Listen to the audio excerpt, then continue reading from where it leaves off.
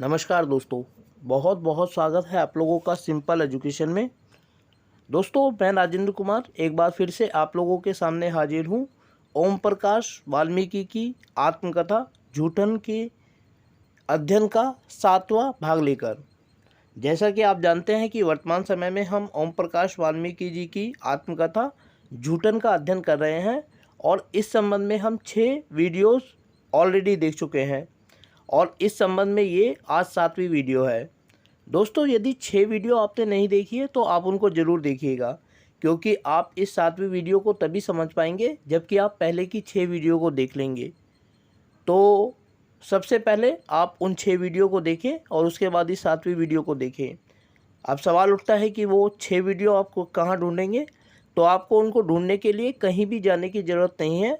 उन 6 की 6 वीडियोस का लिंक मैं इस वीडियो के डिस्क्रिप्शन बॉक्स में डाल दूँगा, ताकि वो सभी वीडियो आपको एक ही स्थान पर मिल जाएं।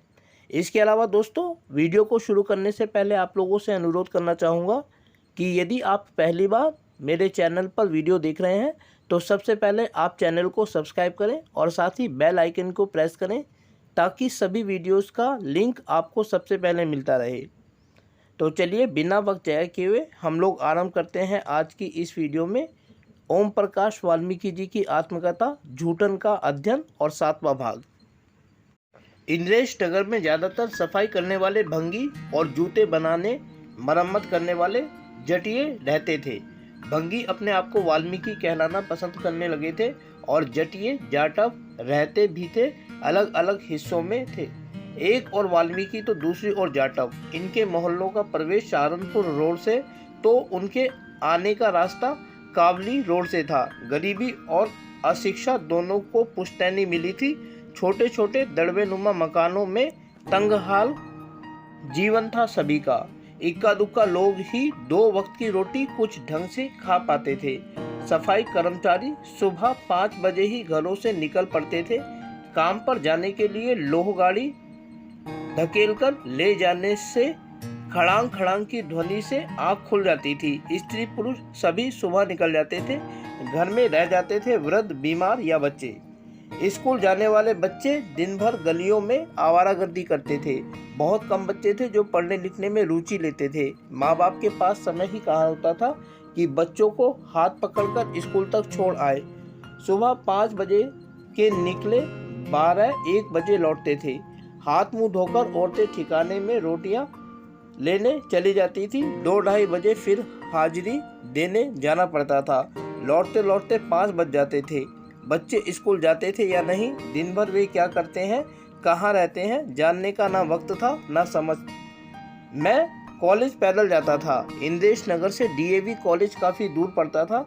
2-3 महीने बाद जसवीर ने एक साइकिल खरीद ली थी मेरे लिए। किश्तों पर उस साइकिल की कीमत अदा की गई थी। साइकिल मिल जाने से आने जाने में काफ़ी समय बचने लगा था। पहला पीरियड 7 बजे लगता था। गणित के अध्यापक समय के पाबंद थे। सुबह की इस कक्षा में 60-70 छात्रों में से 15 से 20 छात्र ही आते थे। मैंने इस पीरियड को कभी नहीं छोड़ा। त्यागी इंटर कॉलेज से यहाँ वातावरण कुछ भिन्न था। कुछ दिनों मेरे पास कॉलेज जाने लायक कपड़े भी नहीं थे। गांव में तो गंदी बिना इस्त्री की हुई कमीज और पट्टे के पाजामे से ही काम चल जाता था। यहाँ सब पैंट कमीज पहनते थे। जसबीर के पास एक पुरानी पैंट थी जो उसने मुझे दे दी थी।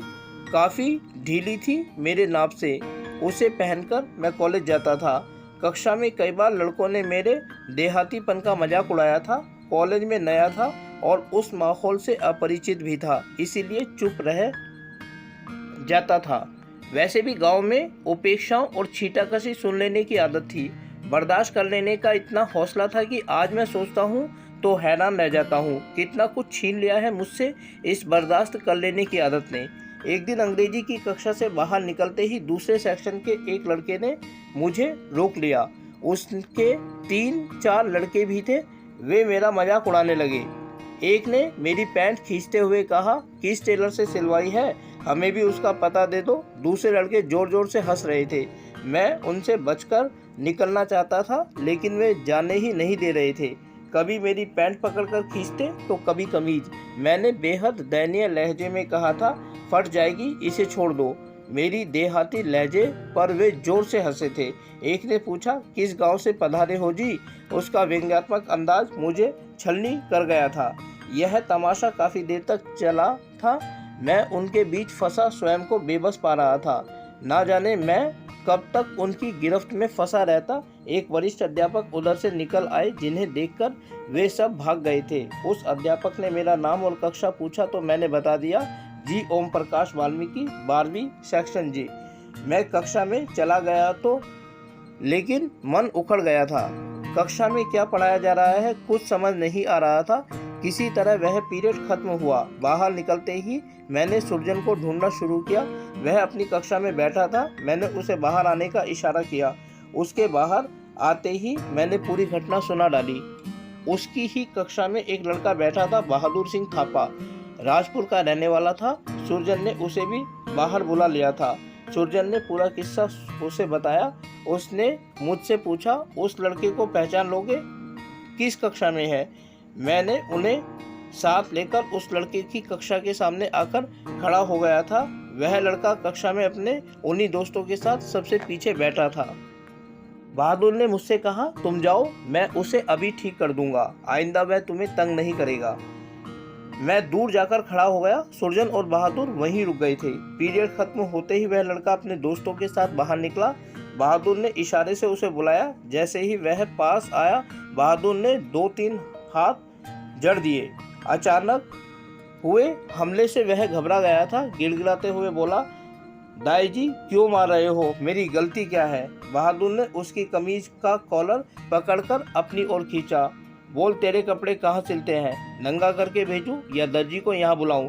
फिर किसी ने से दर्जी का पता पूछेगा। उसने हाथ जोड़कर माफी मांगी थी। दाई जी माफ कर दो, गलती हो गई। धीरे धीरे उस माहौल में रमने लगा था। स्वयं को एडजस्ट भी कर लिया था। कुछ दोस्त भी बन गए थे। अब मैं अकेला नहीं था। मेरा देहातीपन अब मुझे कमजोर और दब्बू नहीं बना रहा था। सुरजन के सभी दोस्त मुझे पहचानने लगे थे, जिनमें ज़्यादातर मारपीट गुंडागर्दी करने वाले लड़के थे, जो मुझे ज़्यादा पसंद नहीं थे। फिर भी मेल जोल रखना पड़ रहा था। अपनी कक्षा में मेरी पहचान बनने लगी थी। पुरुषोत्तम नाम का एक लड़का था। वह भी मेरा अच्छा मित्र बन गया था। कई और साथी थे, जिनके संपर्क में आने से शहरी जीवन से मेरा नाता बढ़ने लगा था। इंद्रेश नगर में भी कई लोग थे जो कॉलेज में पढ़ते थे। बुकनलाल था जो MSc कर रहा था। हेमलाल 12वीं में था, हिंदू सेक्शन में। गोपी था और वह भी कई लोग थे। हम सब लगभग हर रोज मिलते थे। कई योजनाएं बनती थी। सामाजिक कार्य करने का उत्साह सभी में था। इंद्रेश नगर वैसे तो एक ही मोहल्ला था, लेकिन अंदरूनी तौर पर 2 हिस्सों में था। एक और वाल्मीकि रहते थे तो दूसरी ओर जाटव। आपस में संबंध तनावपूर्ण थे। अक्सर मारपीट, लड़ाई झगड़े होते रहते थे। 2-3 परिवार भाटड़ों के भी थे जो सिख थे। उनमें आपस में ही लड़ाई झगड़े लगभग हर रोज होते थे। कभी कभी तो तलवारें भी खींच जाती थी। ऐसे चरम क्षणों में उनकी औरतें मर्दों को घरों में खींच लेती थी। खूब शोर शराबा होता था। हेमलाल जाटव था, लेकिन हमारी मित्रता घनिष्ठता में बदल गई थी। हम दोनों एक दूसरे के घर भी आते जाते थे, जो उन दिनों के हिसाब से काफ़ी खतरनाक कदम था। मामा मुझे कई बार आगाह कर चुके थे।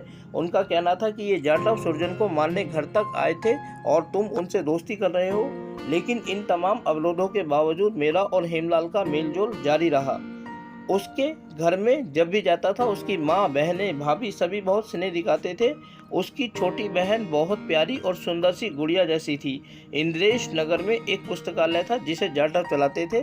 सरकारी अनुदान से यह पुस्तकालय खोला गया था। इस पुस्तकालय में गांधी साहित्य की भरमार थी। गांधी जी की लिखी कई पुस्तकें मैंने इसी पुस्तकालय में पढ़ी थी। एक दिन जब मैं पुस्तकालय में बैठा पुस्तकें देख रहा था, तो हेमलाल ने एक छोटी सी किताब मेरे हाथ में दी, जिसे उलट पुलट कर मैं देख ही रहा था। तो वह बोला, इसे पढ़ो। पुस्तक का नाम था डॉक्टर अंबेडकर, जीवन परिचय, लेखक चंद्रिका प्रसाद जिज्ञासु। मेरे लिए डॉक्टर अंबेडकर उस समय तक एक अपरिचित नाम था। मैं गांधी, नेहरू, पटेल, राजेंद्र प्रसाद, राधा कृष्ण, विवेकानंद, टैगोर, शरद, तिलक, भगत सिंह, सुभाष चंद्र बोस, चंद्रशेखर आजाद, सावरकर आदि के विषय में जानता था, लेकिन डॉक्टर अंबेडकर से अनजान था। त्यागी इंटर कॉलेज बल्ला में कक्षा 12 तक पढ़ाई करके भी किसी भी रूप में यह नाम मेरी जानकारी में नहीं आया था। उस पुस्तकालय में भी अंबेडकर पर कोई पुस्तक नहीं थी। कभी किसी शिक्षक या किसी विद्वान के मुंह से यह नाम नहीं सुना था। गणतंत्र दिवस पर भाषण होते थे, देश प्रेम की कहानियां दोहराई जाती थी, लेकिन संविधान निर्माता की जानकारी नहीं थी। सूचना देने वाले तमाम माध्यम इस नाम को मुझ जैसे लोगों तक पहुंचाने में असमर्थ थे। मैंने हेमलाल से पूछा, कौन है यह अंबेडकर? बारीक सी मुस्कुराहट उसके होठों पर तैर गई थी। पहले इस पुस्तक को पढ़ लो, फिर बात करेंगे। किताब लेकर मैं घर आया था। प्रारंभ के पृष्ठों पर कुछ ऐसा नहीं था जिसे विशिष्ट कहा जा सके, लेकिन जैसे जैसे मैं इस पुस्तक के पृष्ठ पलटता गया, मुझे लगा जैसे जीवन का एक अध्याय मेरे सामने उघड़ गया है। ऐसा अध्याय जिसमें मैं अनजान था। डॉक्टर अंबेडकर के जीवन संघर्ष ने मुझे झकझोर दिया था। कई दिन और रातें मैंने बेचैनी में काटी। मेरे भीतर की छटपटाहट बढ़ गई थी। मेरी चुप्पी जो मेरे रोम रोम को जड़ बना रही थी, अचानक पिघलने लगी थी। उस पुस्तकालय में अंबेडकर की लिखी जो पुस्तकें थी, वे सभी पढ़ डाली थी। मैंने हेमलाल का आभार व्यक्त किया था। उसने सचमुच मुझे एक नई राह दिखाई थी। इन पुस्तकों के अध्ययन से मेरे भीतर एक प्रभामयी चेतना जागृत हो उठी थी। इन पुस्तकों ने मेरे गूंगेपन को शब्द दे दिए थे। व्यवस्था के प्रति विरोध की भावना मेरे मन में इन्हीं दिनों पुख्ता हुई थी। पाठ्य पुस्तकों से लेकर संचार माध्यमों तक मैं उन दिनों गांधी जी का ढोल पीटा जा रहा था। बातचीत में कई सवर्णों को गांधी के लिए अपशब्द कहते सुना था। इस बूढ़े ने भंगी चमारों को हरिजन बनाकर सिर पर चढ़ा लिया है। उनका गुस्सा कितना गलत था। अंबेडकर को पढ़ लेने के बाद यह बात समझ में आ गई थी कि गांधी जी ने हरिजन नाम देकर अछूतों को राष्ट्रीय धारा में नहीं जोड़ा, बल्कि हिंदुओं को अल्पसंख्यक होने से बचाया, उनके हितों की रक्षा की। फिर भी वे उससे खफा थे क्योंकि उसे हरिजनों को सिर चढ़ाया। पूना पैक्ट की घटना ने मेरे मन से गांधी के भ्रम को पोंछ दिया था। पूना पैक्ट ने अंबेडकर को हताश किया था। एक नया शब्द दलित भी मेरे शब्दकोश में जुड़ गया था, जो हरिजन का स्थानापन्न नहीं बल्कि करोड़ों अछूतों के आक्रोश की अभिव्यक्ति था। मुझे एक दिशा मिल गई थी।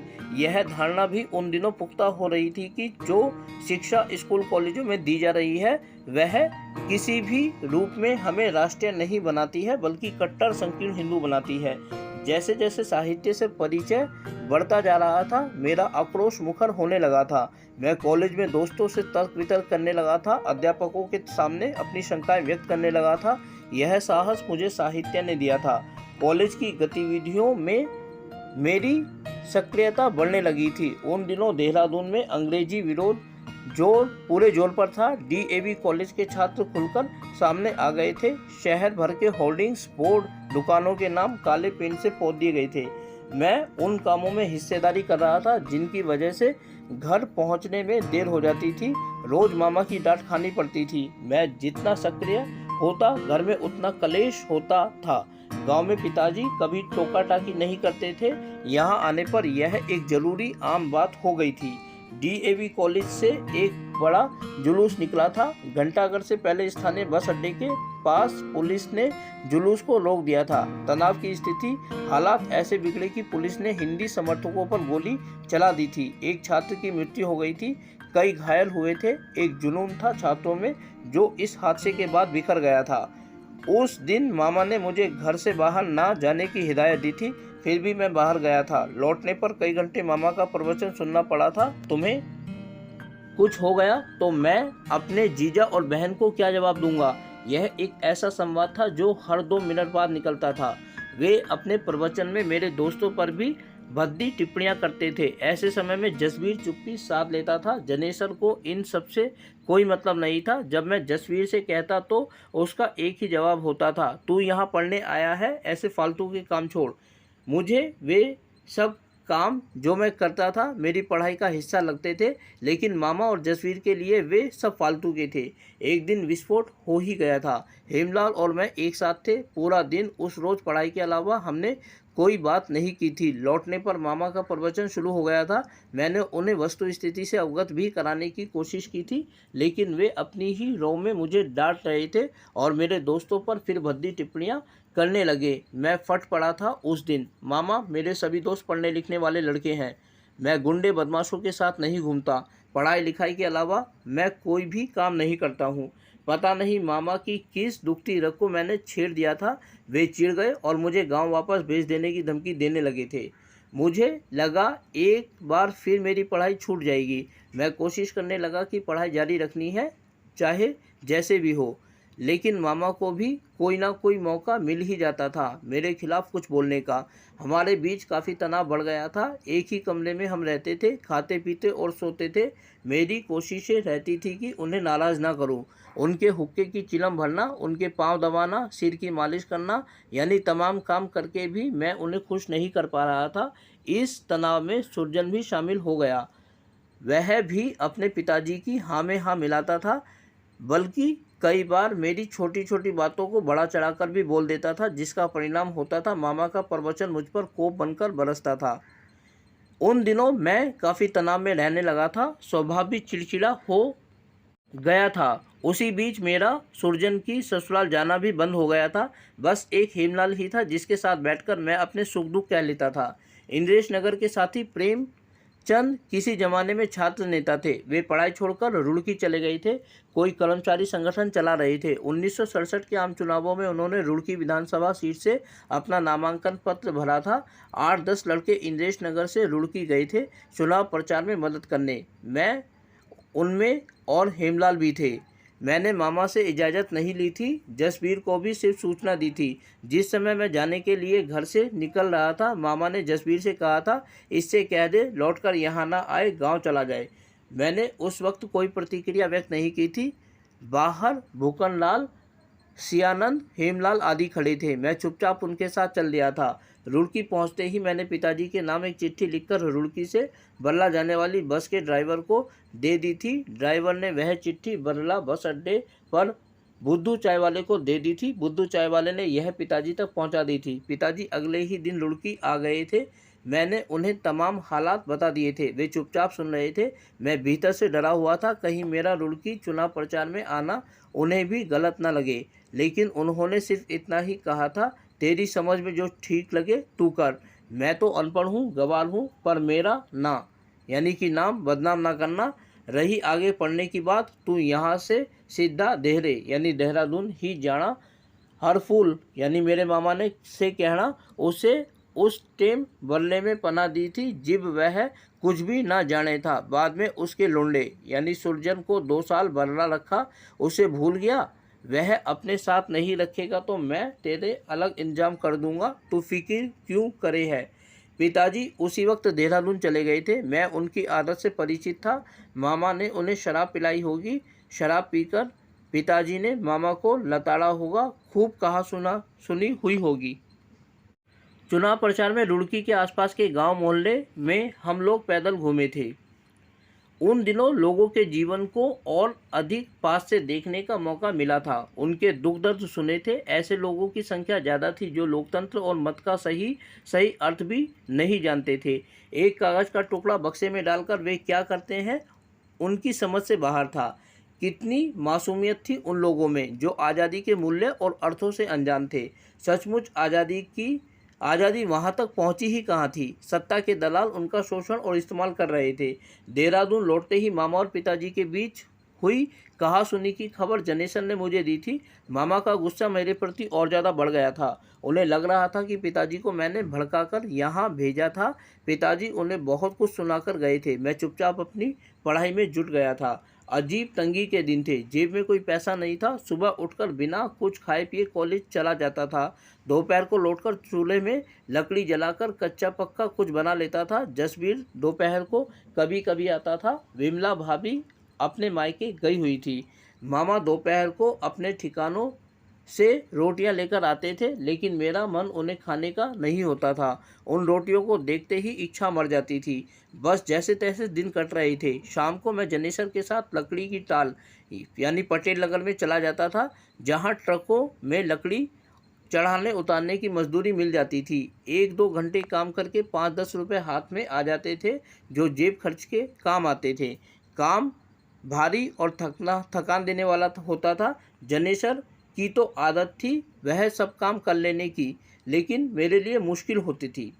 जब जेब में 2-4 रुपए रहते थे तो कॉलेज में खाली पीरियड के समय माहेश्वरी की चाय की दुकान में बंद और चाय से नाश्ता कर लेता था। ये दोनों चीज़ें 50 पैसे में आ जाती थी। पैसे खत्म होते ही फिर पेट खाली, चाय नाश्ता बंद।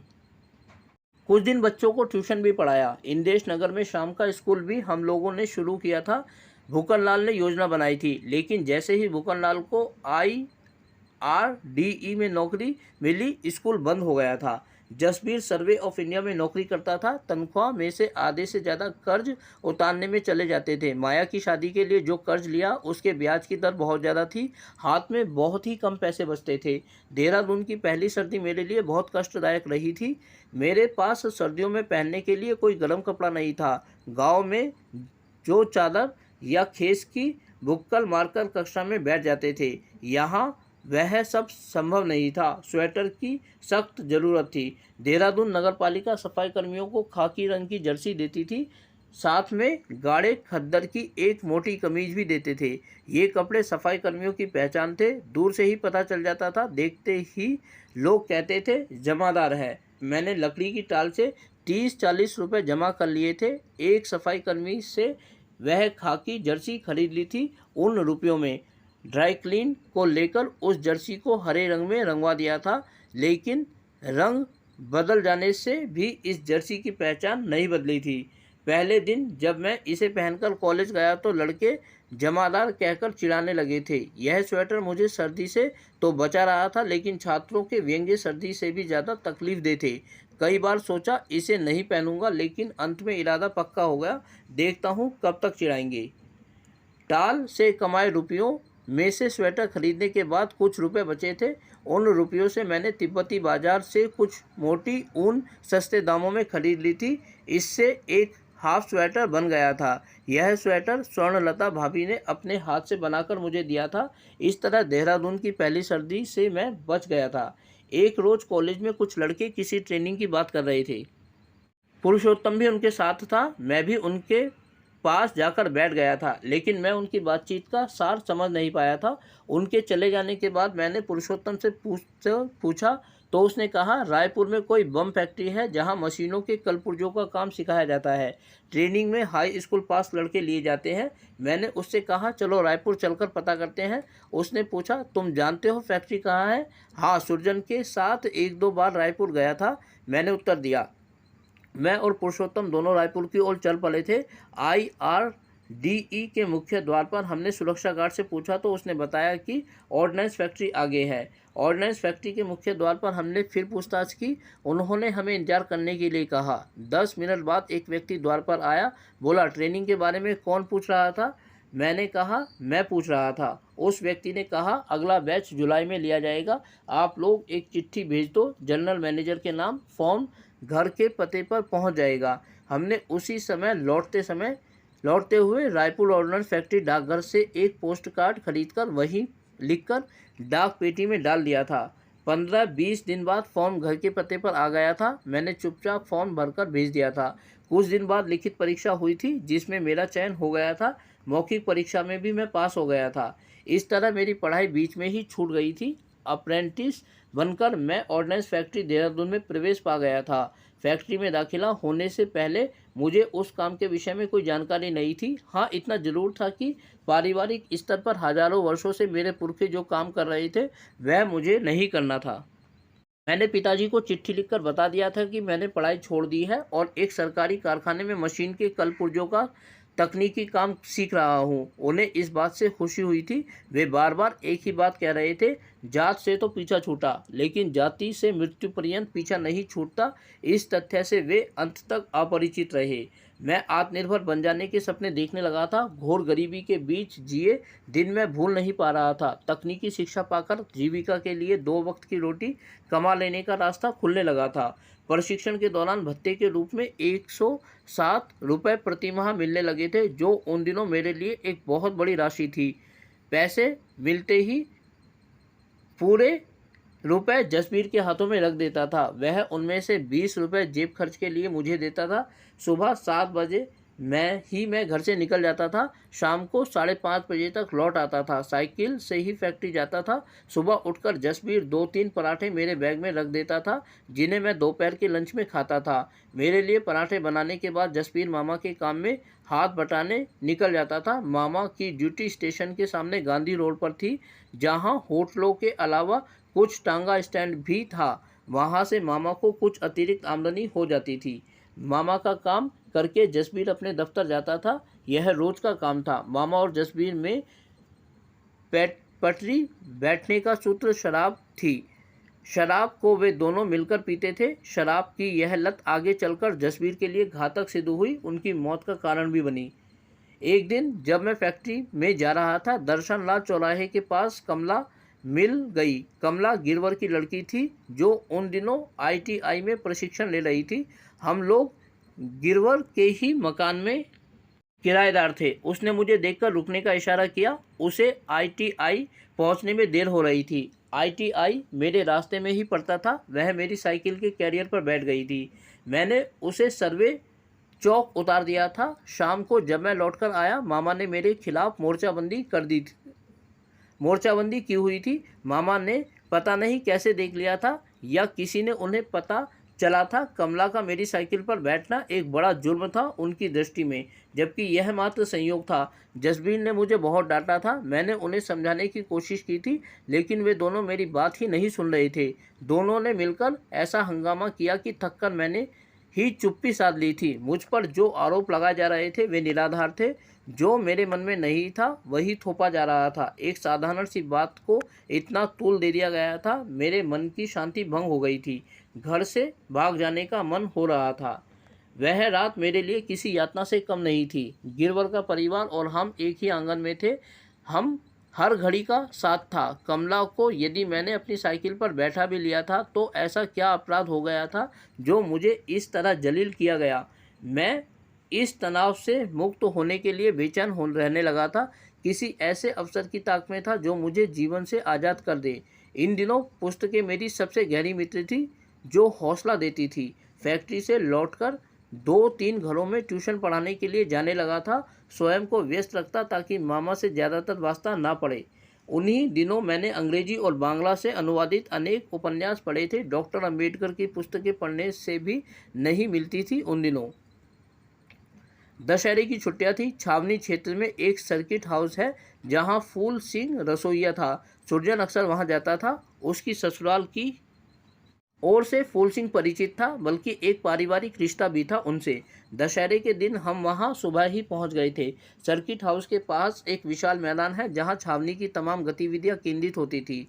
वहीं हेलीकॉप्टर उतरने की पट्टी भी बनी हुई थी। जब भी कोई विशिष्ट व्यक्ति देहरादून आता था, इसी पट्टी पर हेलीकॉप्टर उतरता था। दशहरे के दिन इस दौरान में विशेष चहल पहल रहती थी। मैं और सुरजन भी इसी चहल पहल को देखने वहां पहुंच गए थे।